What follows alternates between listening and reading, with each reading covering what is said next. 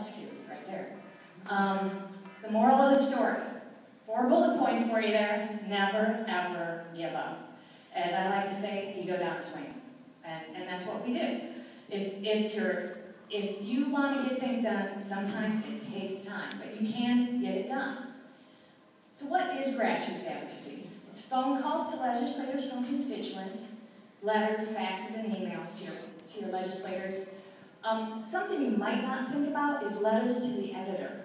And let me think about that for a minute. If you do letters to the editor, not only are you getting your issue out there, because legislators read those local newspapers, if they don't, their staff does, but you're also making your community aware that it's an issue.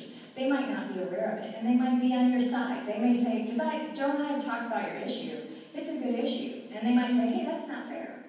So make your communities aware of it. Earned media, that's a radio interview, a TV interview, newspaper article. They're free, which is the best kind. So I would encourage you, if you can do any of those types of grassroots activities, they're very, very helpful.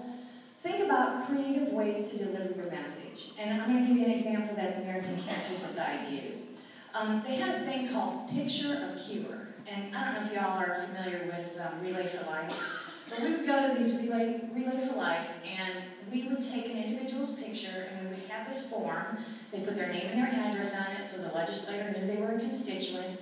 They would tell how cancer impacted them personally, and then they would have an ask on it, like, please support additional cancer research funding, or whatever the ask was that we were working on at that time.